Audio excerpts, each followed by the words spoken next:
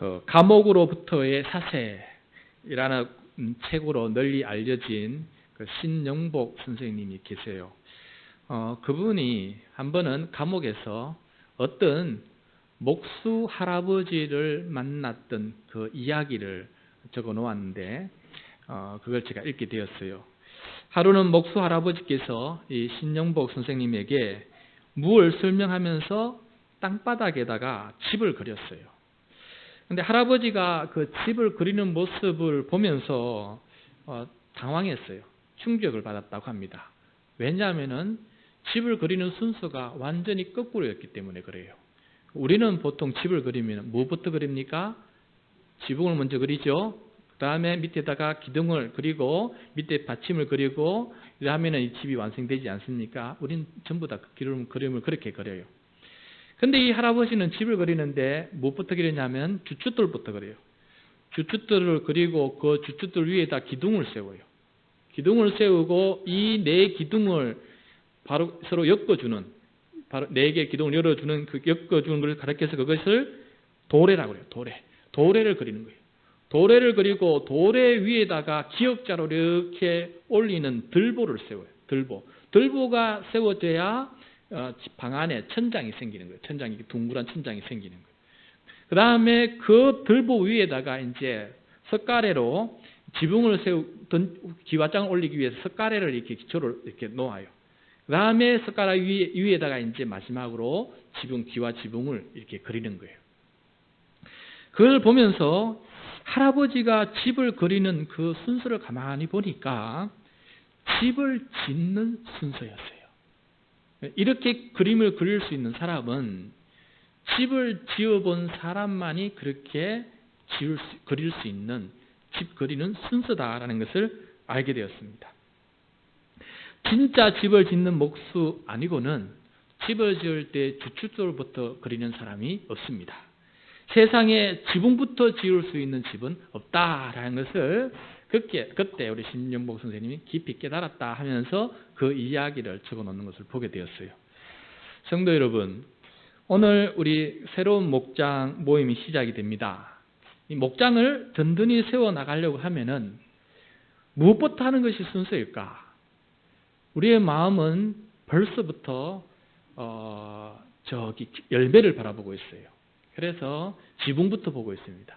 그래서 우리의 목장은 하나님의 가족이 될 거야. 우리의 목장은 그리스도의 몸된 모습을 드러낼 거야. 우리의 목장은 성령의 전이 되어서 그런 모습을 드러내는 멋진 목장이 될 거야. 그래서 우리는 생각하기를 지붕부터 먼저 그려보여요. 그런데 나쁜 건 아니에요. 그게 비전이니까. 지붕을 바라보며 가는 것이 우리의 비전 아니겠어요? 최종적인 지붕을 그려야 되니까.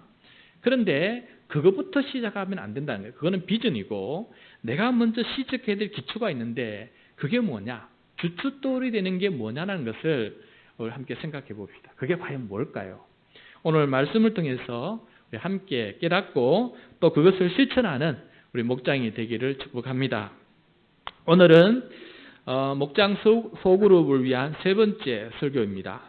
오늘은 예수님 승천 이후 12제자 소그룹은 이 제자 공동체를 세우기 위해서 날마다 힘쓰고 애쓰는 그 일상의 가장 기본적인 기초적인 모습을 우리들에게 보여주고 있어요. 그래서 저는 이 구절을 보면서 이것이 바로 소그룹 공동체 목장의 주춧돌이다라는 생각이 들었어요. 이것으로부터 이제는 우리 기둥을 세우고 가래를 세우고 석가래를 세우고 지붕을 세울 수 있는 거다라는 것이죠. 자, 그래서 그 모습이 무엇인지 오늘 우리 본문 말씀이 전해주고 있는데 우리 다시 한번 사도행전 2장 42절 말씀 같이 읽겠습니다. 그들이 사도의 가르침을 받아 서로 교제하고 떡을 떼며 오로지 기도하기를 힘쓰니라. 아멘. 자, 이 말씀을 보면은 제자들은 소그룹으로 모여서 세 가지 일을 하는 것을 보게 돼요. 반복적인, 아주 기초적인 세 가지 일을 하는 것을 보게 돼요. 첫 번째는 사도의 가르침을 받아 서로 교제하는 것이에요. 두 번째는 떡을 떼는 것이에요. 세 번째는 기도하는 것이에요. 떡을 떼는 것은 식사를 같이 하는 것입니다. 우리는 주일 점심 식사를 목장에서 준비하지만은 우리가 다 같이 이렇게 먹게 되다 보니까 목장 모임에서 진행되는 건 아니에요. 그렇지만 당분간은 우리가 목장 모임의 연장으로 식사를 같이 하게 됩니다. 나머지 그러니까 이제 두 가지가 실제적으로 우리가 목장에서 모여서 하게 되는 그런 기초적인 두 가지 모습인데, 그것은 바로 사도의 가르침을 받아 서로 교제하는 것과 그 다음에 기도하는 것이다 라는 것을 우리가 보게 돼요. 그래서 오늘 말씀을 통해서 우리가 깨닫게 되는 것은 우리 목장이 주춧돌을 삼는 것이 무엇이냐, 사도의 가르침을 받아서 서로 교제하는 것과 그것을 위해서 기도하는 것이다 라는 것을 우리가 깨닫게 됩니다. 자, 여기서 사도의 가르침은 하나님의 말씀을 받는 것이에요. 그리고 교제는 받을 말씀을 가지고 서로 나누는 것이에요. 사도의 가르침을 받는 것과 서로 교제하는 것을 따로 떼어서 분리할 수 있지만은 저는 이 두 가지를 하나의 흐름으로 붙여서 살펴보고자 합니다. 그렇게 하는 것이 우리 목장 모임을 이해하는 데 더 큰 도움이 되는 것 같아요. 사도의 가르침을 받아 서로 교제한다라는 말은 오늘날 우리에게 적용한다면은 이렇습니다. 주일 예배 시간에 기록된 하나님의 말씀인 성경 본문을 우리가 읽고 그 본문 말씀에 따라서 들리는 말씀인 설교를 우리가 경청하게 됩니다. 이 과정 속에서 우리는 나에게 주시는 하나님의 말씀을 받게 됩니다. 나에게 주시는 하나님의 말씀을 받는다는 것은 어떤 의미일까요? 오늘 성찬식이 있어서 우리가 두 손으로 예수님의 찢어진 몸을 상징하는 떡을 받고 또 예수님의 흘리신 피를 상징하는 포도주를 받습니다. 눈에 보이는 것이고 또 손으로 만져지는 것이기 때문에 이것을 받기 위해서는 바로 성찬 때 앞으로 나오면은 그것을 받을 수가 있습니다. 그러니까 보이는 말씀인 이 성찬은 받기가 쉬워요. 그래서 앞으로 나오기만 되니까. 그런데 성경 봉독과 설교 경청을 통해서 나에게 주시는 하나님의 말씀을 받기 위해서는 우리는 어떻게 해야 하는 것일까요? 몇 가지 생각해 보았습니다. 첫째, 읽고 듣는 말씀을 통해서 하나님께서 나에게 말씀하고 계신다는 믿음이 있어야 받을 수 있다. 이거는 믿음이라. 내가 지금 읽고 있는 이 말씀, 그리고 내가 지금 듣고 있는 설교를 통해서 하나님께서 지금 나에게 말씀하신다라고 하는 믿음이 있을 때 그때서야 하나님의 말씀을 우리가 받을 수가 있다라는 것입니다. 그렇지 않으면은 그 모든 말씀은 마치 바위나 돌멩이 혹은 길거리 위에 떨어지는 씨앗과 같아요. 뿌리를 내리지 못하고 말라 죽는 씨앗과 같습니다. 하나님의 말씀은 살아 운동력이 있고 나의 골수까지 쪼개는 능력이 있는데 믿음이 없으면은 아무런 영향력이 없는 말씀으로 땅에 떨어졌다가 사라지는 것이 될 수밖에 없다. 그래서 그 말씀이 다 죽은 말씀이 된다라는 것이에요. 그래서 우리가 하나님의 말씀을 받기 위해서는, 나에게 주시는 말씀을 받기 위해서는 저 말씀이 바로 나를 위해서 주시는 말씀이다라는 믿음을 가지고 들을 때 그것이 바로 하나님의 말씀을 내가 받을 수 있는 환경이 조성이 되는 것이에요. 또 어떤 이는 하나님의 말씀을 들으라고 할 때 그것을 믿기는 믿는데 어떻게 믿느냐 하면은 나에게 주시는 말씀으로 믿지 않고 다른 사람에게 주시는 말씀으로 믿어요. 그래서 어떤 이는 저 말씀은 나보다 오래 다닌 성도에게 주시는 말씀이야. 또 저 말씀은 옆에 있는 장로님과 권사님 들으라고 하시는 말씀이야. 저 말씀은 내 옆에 있는 다른 사람 들으라고 하는 말씀이야. 심지어는 저 말씀은 설교를 하고 있는 목사 자신이 들어야 하는 말씀이야. 이렇게 생각하고 이 모든 말씀이 나에게 주시는 말씀으로 생각하지 않고 다른 사람에게 주는 말씀으로 굳게 믿는 사람이 있어요. 이런 사람들도 그 믿음은 있지만은 나에게 주시는 말씀을 받는 자격이 없어요. 그래서 그런 믿음은 잘못된 믿음이다라는 것입니다. 하나님은 성경을 읽고 설교를 경청하는 성도에게 이렇게 말씀하십니다. 너 말이야. 네가 들으라고 하는 말이야. 바로 너야. 그렇게 하시면서 하나님께서 말씀하고 있는 거예요. 그러므로 하나님의 말씀을 읽을 때, 설교를 들을 때 그 하나님께서 하시는 그 음성을 들을 수 있기 바랍니다. 다른 사람에게 하는 말씀 아니에요. 바로 너라고 주님께서 말씀하고 있어요. 그럴 때 이것이 나에게 주시는 말씀이구나 하는 그 말씀으로 번뜩 깨어서 그 말씀에 집중하고 그 말씀을 들을 수 있는 사람이 된다는 것입니다. 둘째, 이 성경 봉독과 설교를 통해 나에게 주시는 하나님의 말씀을 받는다는 것은 읽고 듣는 그 말씀 중에 특별히 나에게 다가오는 말씀이 있다라는 뜻이에요. 그러니까 그 말씀 중에 특별히 나에게 다가오는 말씀이 있는 거예요. 본문 말씀 중에 나의 시선이 오래 머물게 하는 것이 있고 또 나의 마음에 오랫동안 마음이 머물러서 자꾸 그것이 생각나게 하는 그런 말씀이 있다는 것이, 그것이 어떤 단어, 어떤 구절, 어떤 문장이 될 수도 있어요. 그 말씀이 나에게 평안과 위로가 주는 말씀이 될 수도 있어요. 그런데 그 말씀이 나에게 불편하고 감당하기 힘든 그런 말씀이 되기도 해요. 내가 그 말씀을 거부하고 싶어서 자꾸 그 말씀은 내 거 아니야 하고 이렇게 거부감이 생기는 말씀이 있을 수 있어요. 어쨌든 나에게 다가오는, 내 눈이 시선이 오래 머무는 그런 말씀이 있다는 것입니다. 그것이 바로 하나님께서 지금 나에게 주시는 말씀이에요. 그것이 바로 지금 나에게 주시는 말씀이에요. 그것을 받는 것, 나의 마음에 다가오는 말씀을 받는 것이 바로 하나님의 말씀을 받는 것이다 라는 것입니다. 한 가지 예를 들어보겠습니다. 지난 주 중에 우리 목자, 부목자 카톡방을 통해서 제가 3일 동안 매일 성경을 묵상하고 내가 받은 말씀을 나눈 게 있어요. 근데 그 중에 하나를 여러분과 함께 나누고자 합니다. 본문은 에스겔서 29장 1절에서 21절까지예요. 21절에 되는 이 모든 구절이 다 나한테 마음에 와 닿은 건 아니에요. 그런데 여러 번 읽고 묵상하다 보니까 특별히 나에게 와 닿는 말씀이 내 마음에 생겼어요. 그것은 바로 6절에 나오는 갈대 지팡이라는 그 단어가 제 가슴에 와 닿았어요. 갈대 지팡이. 이스라엘이 바벨론 군대의 침략을 받을 때 이스라엘은 저 강대국 애굽을 의지하였습니다. 그런데 그 애굽이 도와주지를 않는 거예요. 세 번이나 바벨론 침략이 쳐들어오는데 와서 도와줄 줄 알았는데 도와주지 않고 있어요. 그래서 애굽마저도 나중에는 이 바벨론 군대에 침략을 당해서 망하고 맙니다. 이런 것을 다 경험하고 난 다음에 하나님께서 이스라엘 백성들에게 뭐라고 말씀하시느냐?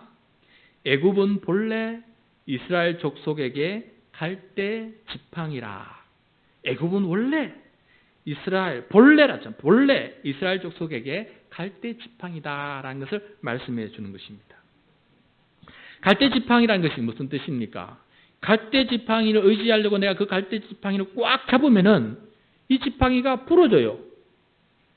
두 번째는 이 지팡이를 잡으려고 의지했던 내 몸이 이게 부러지니까 나도 그 갈대 지팡이와 함께 같이 엎드려서 자빠지는 겁니다. 그것이 바로 갈대 지팡이. 이 말씀이 왜 나에게 다가왔을까? 하나님 왜 나에게 갈대 지팡이라는 말씀을 나에게 주셨을까? 곰곰이 생각해 보니까 내가 의지했던 지팡이들이 하나씩 떠오르는 거예요. 우리 찬양 사역으로 협력해 주시는 최 목사님이 지팡이라는 생각이 있어요. 얼마나 예배에 도움이 되는지, 찬양을 통해서 우리의 마음을 열게 하고 우리의 마음을 하나님께 집중하게 만드는지 우리 최 목사님을 내가 많이 의지하게 됐던 것 같아요. 또 제가 두 분의 장로님을 지팡이라 생각했어요. 우리 두 분의 장로님이 안디옥 마을과 천사의 마을을 이끌어 주시고 교회를 위해서 기도해 주시니까 제가 얼마나 이 두 분의 장로님이 도움이 되는지 장로님을 많이 의지했던 것이 떠오르게 돼요. 그 다음에 10분의 목자와 부목자가 지팡이라 생각했어요. 목장을 돌보고 교회의 일꾼으로 섬기는 그 모습이 얼마나 감사한지 몰랐기 때문입니다. 또 나에게 집과 생활비 일부를 지원해주는 동안교회가 지팡이라고 생각했어요. 그것이 없었더라면 지난 2년 4개월 동안 지속적인 목회를 한다는 것이 힘들었기 때문에 그렇습니다. 무엇보다도 제 아내가 지팡이라고 생각했어요.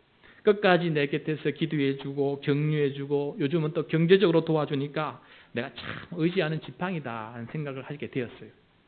이런 지팡이들이 하나씩 떠오르는 겁니다. 그런데 이 묵상한 말씀을 통해서 하나님께서는 저에게 말씀하시기를 사람이나 강대국이 지팡이 되면은 그거 참 위험하고 또 실상은 갈대 지팡이다라는 것을 보여주셨어요. 갈대 지팡이인 애굽을 의지할 대상이 되지 못함을 경험한 이스라엘 백성에게 하나님은 이렇게 말씀하셨습니다. 내가 여호와인 줄을 그들이 알리라. 그때서야 내가 여호와인 줄 그들이 알리라. 내가 하나님이고 의지할 대상은 나 하나님밖에 없다라는 사실을 그때야 알게 된다라는 것을 말씀해 주셨어요. 그러면서 곰곰이 생각해 봤습니다. 내가 만약에 내가 의지하는 사람을 굳게 붙잡아 봐요. 그러면 그 사람이 얼마나 힘들겠어요. 예를 들어서 내가 목회가 하다가 도와주니까 고마우니까 내가 최현진 목사님 너무 강하게 붙들어 봐요. 그럼 최현진 목사님도 허리가 부러지지 않겠어요. 자기도 살기 힘들고 자기도 여러 가지 살기 바쁘고 힘든데 내가 너무 붙들면은 부담이 될 거예요. 나를 왜 이렇게 붙들지? 나도 살기 힘든데 나를 왜 붙들지? 하면서 부러지니까 그 부러지는 것 통해 나도 부러지고 휘청거리는 게 되지 않겠어요. 그래서 제가 깨달았어요. 아차! 하는 생각이 들었어요. 다윗이 사망의 음침한 골짜기로 다닐 때 받을 수 있는 박해도 두려워하지 않으면서 그러고 난 다음에 이렇게 고백했습니다. 주의 지팡이와 막대기가 나를 안위하시나이다. 그렇게 다윗이 고백한 것을 기억이 나는 거예요. 그래서 제가 하나님 앞에 고백했습니다. 내가 의지할 것은 주의 지팡이며 주의 십자가밖에 없습니다. 그런데 내가 왜 자꾸 그것을 먼저 고백하지 못하고 그것을 의지한다고 내가 진심으로 고백하지 못하고 주님을 의지하지 못했을까 하는 생각을 가지게 되었어요. 그래서 하나님은 나에게 이 말씀으로 나에게 다가오신 겁니다. 그래서 하나님께서 나에게 사람을 붙여줄 때에는 함께 동력하고 함께 협력하라고 사람을 붙여준 것이지 그 사람을 의지하라고 붙여준 것이 아니다. 네가 의지할 사람은 지팡이는 하나님이시고 나머지는 갈대 지팡이니까 그것을 의지하면 안 돼. 그러면 그 사람도 부러지고 너도 부러지니까 서로 동력하고 서로 어깨 동무하고 함께 이렇게 걸어가고 다 같이 누구를 의지해야 되느냐? 부러지지 않고 쓰러지지 않는 주 예수 그리스도를 의지할 때 우리 모두가 부러지지 않고 살 수 있다는 거 왜 모르느냐 하는 말씀을 듣게 되었어요. 그래서 그때부터 아하 그렇구나. 이거 무엇을 의지해야 될지 무엇을 동력해야 될지 구분을 못하니까 제가 그렇게 살았구나 하는 생각이 들었어요. 그래서 갈대 지팡이를 통해서 하나님의 음성을 듣게 되었습니다. 하나님은 나에게 다가오는 말씀, 그 말씀을 통해서 저에게 말씀하셨습니다. 제가 받은 하나님의 말씀은 갈대 지팡이였습니다. 하나님께서는 제가 받은 그 말씀을 통해서 저에게 하시고자 하셨던 말씀을 하셨던 것입니다. 그래서 저는 제가 받은 그 말씀을 통해서 하나님의 음성을 들었습니다. 나에게 들려주고자 하는 하나님의 음성을 듣게 되었습니다. 그리고 그 말씀대로 살기로 다짐하면서 기도를 요청하게 되었습니다. 그래서 그것을 부목자 카톡방에 나누었어요. 이것이 바로 내가 받은 하나님의 말씀입니다 라고 나누었던 것입니다. 성도 여러분, 주보를 한번 보십시오. 그러면 주보 다 받으셨는데 주보 안쪽 면을 보시면은 오른쪽에 목장 나눔이라는 제목이 있어요. 목장 나눔. 그리고 목장 나눔에 보면은 세 가지 질문이 있어요. 이 세 가지 질문은 나에게 주시는 하나님의 말씀을 받는 데 도움이 되는 질문이에요. 여러분 제가 첫째 한번 읽어주시기 바랍니다. 자, 첫 번째 질문. 오늘 성경과 설교를 통해 나에게 가장 깊이 다가오는 말씀은 무엇입니까? 두 번째 질문. 그 말씀을 통해 내가 깨달은 것은 무엇입니까? 세 번째 질문. 깨달은 말씀을 삶의 현장, 교회, 가정, 일터에서 어떻게 실천하길 원하십니까? 성경을 읽고 설교를 들으면서 이 세 가지 질문을 가지고 한번 답해 보시면은 나에게 주시는 하나님의 말씀을 받는데 참 유익하게 될 것입니다. 말씀을 읽고 설교를 들을 때 이 줄보를 펼쳐놓고 메모를 해보시면서 들어보시기를 바랍니다. 나에게 들려주시는 하나님의 말씀을 받는데 더 집중할 수 있도록 도와줄 것입니다. 이렇게 내가 받은 하나님의 말씀을 서로 나누는 곳이 바로 목장 소그룹입니다. 이 목장 소그룹 모임 가운데에서 내가 받은 하나님의 말씀, 내가 내 삶의 이야기를 그곳에서 나누는 것입니다. 이렇게 받은 말씀을 나누는 것을 가리켜서 오늘 말씀에 보면 사도의 가르침을 받아 서로 교제했다라고 표현하고 있어요. 그러니까 우리가 받아야 나누지 않겠어요. 받은 것이 있을 때 나누지 않겠습니까? 받은 것이 없을 때에는 후황된 것을 자꾸 나눠요. 똑같은 거 자꾸 반복하면서 나눠요. 별 쓸모없는 얘기 자꾸 나눠요. 그러니까 하나님께 받은 말씀을 가지고 그 받은 말씀을 가지고 서로 나눌 때 그것이 바로 진정한 성도의 나눔이다. 교제다라는 것을 말씀해 주고 있습니다. 그리고 난 다음에 기도하는 거예요. 기도. 여러분 수만 가지 기도 제목이 있겠지만은 목장 모임에서 기도해야 될 내용은 무엇이냐면 다른 것이 아니에요. 오늘 내가 받은 말씀을 이번 한 주 동안 삶에 어떻게 실천했으면 좋겠다 하는 것을 나누는 거예요. 다른 것 다 기도 제목 다 내려놓고 오늘 내가 받은 말씀을 내가 이번 한 주간에 어떻게 내 삶에 이런 일이 있는데 이 말씀을 어떻게 실천할 수 있을까 고민하고 이렇게 하나님께 나에게 말씀하는 것 같습니다. 내가 이번 한 주 동안 이렇게 말씀을 실천할 수 있도록 도와주십시오. 그러니까 이 나눔 자체가 기도 제목 나누는 거예요. 기도 제목 나누는 거 따로 할 필요가 없어요. 그냥 그 말씀을 받은 말씀을 나누는 것 자체 그 속에 이미 기도 제목이 포함이 되어 있어요. 그래서 그것을 다 나누고 나면은 목자는 나눌 때 메모를 해둬요. 이 사람이 지금 무슨 말씀을 실천하려고 하는 것을 메모해 두고 그다음에 다 나누고 끝나고 나면은 목자가 그것을 다시 한번 읊어주면서 우리 누구는 이렇게 받은 말씀이 이거였는데 이렇게 실천하기를 원하고 있습니다. 이런 사람은 이렇게 받았는데 이렇게 실천하기를 원하고 있습니다. 이 시간 우리 다 같이 이 말씀이 이루어질 수 있도록 하나님의 말씀에 순종할 수 있도록 하나님의 말씀에 순종할 수 있도록 그래서 하나님의 통치와 다스림이 이루어질 수 있도록 삶의 현장에 하나님의 나라가 이루어지는 것을 볼 수 있도록 우리 함께 기도합시다 하면서 그 말씀을 놓고 서로가 기도하는 거예요. 그리고 마지막에 주기도문으로 기도를 마치는 겁니다.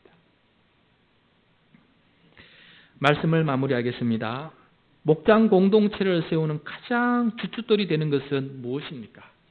오늘 말씀을 통해서 우리에게 가르쳐 주시는 것은 하나님의 말씀을 받아 서로 나누는 것이다 라고 우리에게 말씀해 줍니다. 이것이 목장의 주춧돌이다 라고 우리에게 가르쳐 주고 있습니다. 이것이 기본이 될 때 나가서 전도도 하시고 그럼 나가서 사람을 위로도 하시고 나들이도 하시고 단합대회도 하시고 또 뭐도 하시고 다 하십시오. 기본이 될 때 기본 주체가 될 때 그 다음부터 기둥을 세울 수 있고 가리를 세우고 또 지붕을 세울 수 있다는 것을 꼭 유념하고 이러한 주춧돌을 잘 세우는 우리 모든 목장이 될 수 있기를 축복합니다.